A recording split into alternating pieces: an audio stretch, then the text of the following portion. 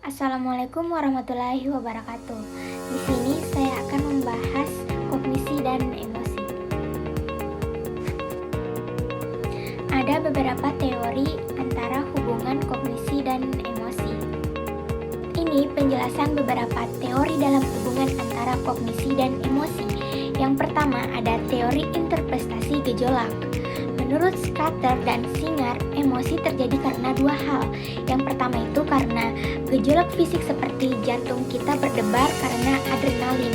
Dan yang kedua ada penilaian kognitif, yang dimana cara kita memahami atau kita menafsirkan situasi yang terjadi. Mereka ini mengatakan bahwa gejolak tubuh saja itu tidak cukup untuk menciptakan emosi. Jadi kita harus menginterpretasikan atau kita menjelaskan gejolak itu berdasarkan situasi di sekitar kita. Jadi kesimpulannya ini secara sederhana emosi sama dengan gejolak tubuh tambah cara kita menafsirkannya.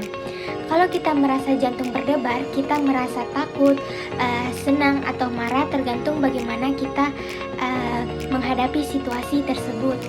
Yang kedua ada teori penilaian kognitif. Apa sih teori penilaian kognitif ini? Jadi, teori ini dikembangkan oleh Lazarus pada tahun 1982. Intinya, emosi kita itu muncul tergantung bagaimana kita menilai atau memaknai suatu kejadian, bukan hanya karena reaksi tubuh. Lazarus percaya bahwa penilaian atau evaluasi terhadap situasi selalu terjadi sebelum munculnya emosi. Terdapat 3 tahap penilaian menurut Lazarus.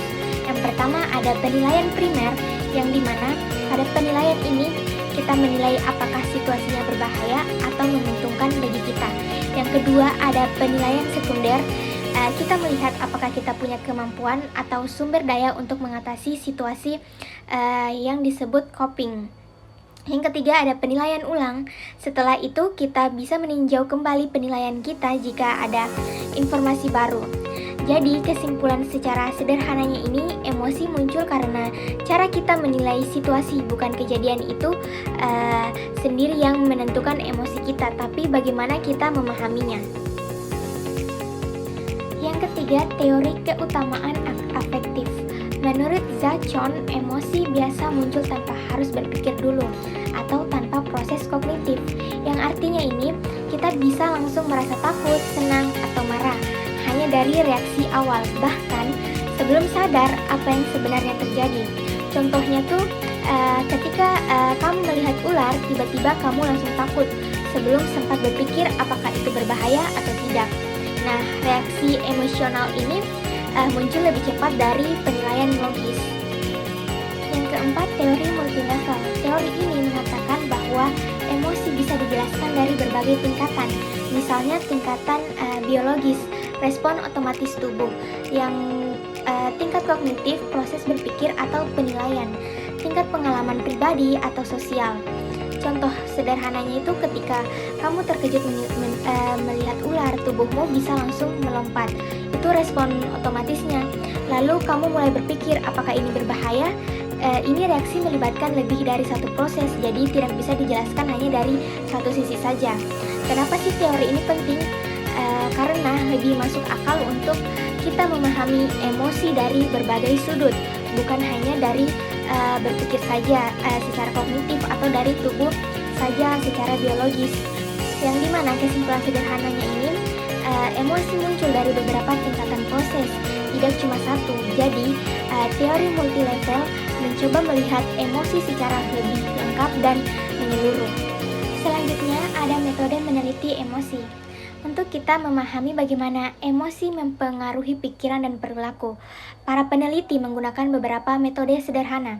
Yang pertama ada metode strop emosional, yang dimana menguji apakah kata-kata itu bermuatan emosi bisa memperlambat respon seseorang saat membaca warna kata tersebut. Ini menunjukkan pengaruh emosi terhadap pikiran. Yang kedua ada tes 60 wajah Ekman menilai seberapa baik seseorang mengenali emosi dari ekspresi wajah seperti kita sedang marah atau kita sedang senang. Cocok untuk mendeteksi gangguan pemahaman emosi. Yang ketiga ada sistem gambar afektif interpersonal, yang dimana ini menggunakan gambar-gambar yang memunculkan emosi seperti takut, takut, atau kita merasa senang untuk melihat reaksi emosional seseorang. Yang keempat ada tugas dot prop melihat apakah perhatian seseorang mudah teralihkan oleh gambar kata emosional. Jadi kesimpulan sederhananya ini, metode-metode ini membantu peneliti memahami bagaimana emosi memengaruhi perhatian, pengenalan, dan cara berpikir seseorang. Selanjutnya ada pengaruh emosi terhadap cara kita berpikir dan belajar. Yang pertama ada emosi dan persepsi, yaitu penelitian menunjukkan bahwa perasaan kita ini biasa memengaruhi cara kita melihat sesuatu. Contohnya ini, orang yang sedang mendengarkan musik sedih mungkin merasa sebuah bukit terlihat lebih curam dari biasanya. Emosi seperti depresi juga bisa membuat seseorang lebih sensitif terhadap rasa sakit atau mudah jatuh sakit. Yang kedua ada emosi dan konsentrasi, yang dimana orang-orang ini mengalami depresi. Nah, sering mengalami kesulitan untuk fokus. Jadi mereka ini lebih sering membuat kesalahan dan lebih lambat dalam merespon tugas-tugas yang membutuhkan perhatian penuh. Yang ketiga ada emosi dan penglihatan. Kita lebih cepat mengenali hal-hal yang bersifat emosional seperti wajah marah dibandingkan dengan hal-hal yang netral. Ini itu karena otak kita lebih peka terhadap hal-hal yang dianggap mengancam. Selanjutnya yang keempat ada emosi dalam menyelesaikan suatu masalah. Suasana hati juga ini memengaruhi cara kita menyelesaikan masalah. Nah, orang-orang yang merasa bahagia cenderung lebih fleksibel dalam berpikir dan bisa menemukan solusi kreatif. Sebaliknya, orang-orang yang sedang sedih bisa sulit berpikir jernih dan cenderung memikirkan hal-hal negatif yang salah. Yang kelima, emosi dalam belajar. Nah, emosi juga berdampak pada kemampuan belajar. Misalnya tuh, penderita depresi sering memiliki hasil belajar yang lebih rendah karena emosi negatifnya itu mengganggu konsentrasi dan daya pikir mereka. Yang terakhir ada emosi dan ingatan. Nah, emosi ini membuat kita lebih mudah mengingat sesuatu. Namun, yang dimana emosi yang terlalu tinggi seperti ketakutan atau stres bisa juga membuat ingatan kita jadi tidak akurat atau kabur.